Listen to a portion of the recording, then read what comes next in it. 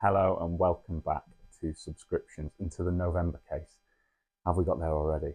Today we're going to have a look at the case, and we've got 6 incredible wines from around the world, perfect for these kind of darker, colder evenings.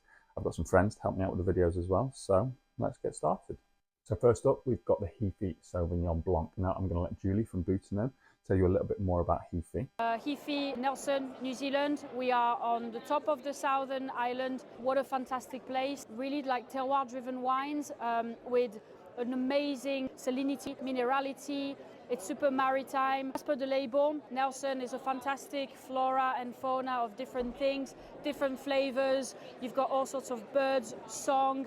The energy of the place is fascinating, and I think the winemaking team over there and the entire Heafy team did a great job in just capturing all of that into energetic range of wine. Yeah, so Nelson has a really nice point of difference from kind of the classic Marlborough Sauvignon Blancs. A little bit more elegant. You've got a little bit more of that kind of coastal influence there. Super zesty still with some fresh appling. Really nice. Now for a little French gem, and I'm going to throw you back to Julie from Boutonneau to talk you through the Les Volets Chardonnay. So Les Volets Chardonnay is made in Haute-Vallée-de-l'Aude, aka High Valley of the Aude. So Haute-Vallée-de-l'Aude it's an area located in Languedoc, but a way smaller area that only covers the foothills of the Pyrenees. What does that mean for the wine? Well, from this Chardonnay, compared to Vin de France, IGP, Oc, and for example even Burgundy, what you should expect from the climate is something that is way cooler, still on the fruity side, but the influence of the climate really brings depth and fruitiness to the wine whilst retaining the full purity and the freshness of Chardonnay. So what we got here is like this very discreet undertone of like hazelnut. It's a little bit like saltier, a bit on the savory side, and that's just thanks to a very slight influence of French oak. So the climate here in Haute-Vallée-de-l'Aude really brings that this really like pure style of Chardonnay. So next up, we've got the Circle of Life White, and this is a real staff favourite. Super versatile wine, and I'm going to let Nadia from Waterkloof tell you a little bit more about this one. We're standing in one of the components of the blend, one of the Chenin Blanc blocks that we use, and we're overlooking the False Bay, cooler climate. It's the way to go. Cheers. All of our grapes are picked into small picking crates, and from 2016 we started using the Cockeye, which is a horizontal basket press. So all of the grapes get sorted. We have a conveyor, grapes fall in, and inside of the press is just a big plate that presses the grapes very softly, and our juice runs down via gravity. We don't add anything to the juice. Sometimes we don't even add sulfur. The idea is to not manipulate the juice at all, and to have a natural wine expressing the terroir. After settling, we put our juice into these big 600 litre barrels, and we simply just wait. Nature takes its course. In these barrels will be the blend of Sauvignon Blanc and Chenin Blanc, because we co-ferment the juice. We leave it in these barrels for up to a year. We'll take it out, give it a basic filtration, and put it to bottle, and leave it in bottle for at least a year prior to releasing it. Circle of Life, blend of Sauvignon, Chenin, and a little bit of Central. Enjoy. On to the reds, and we've got the Urban Park Appassimento. Now, this is a great bit of fun.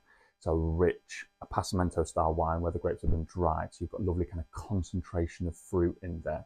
Perfect for these cozy nights in. I've got a snazzy little video from Montresor to talk you through this one in a little bit more depth.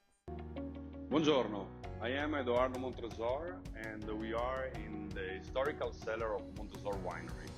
And we are here today to talk about a new project. Follow me.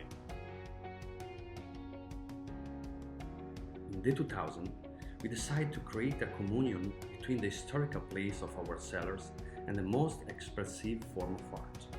We opened the cellar to the street artists, giving them the opportunity to freely express themselves by creating an area where they could mix their ambition and talents. You can see the result of the Italian artist Sebastiano Zanetti. And today, Montresor decided to take inspiration from this wall to make a new wine, the wine Urban Park. The wine is a typical Verona blend from Corvina, Corvinone, Rondinella, and produced with the famous technique of Appassimento.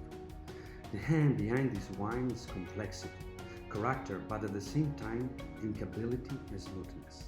Thanks to the Appassimento process, Wine Urban Park delivers intense red fruit, chance, refined by the freshness of the typical Verona grapes. The packaging is unique. If you touch the label, you have the same sensation as you touch the concrete wall of the tanks.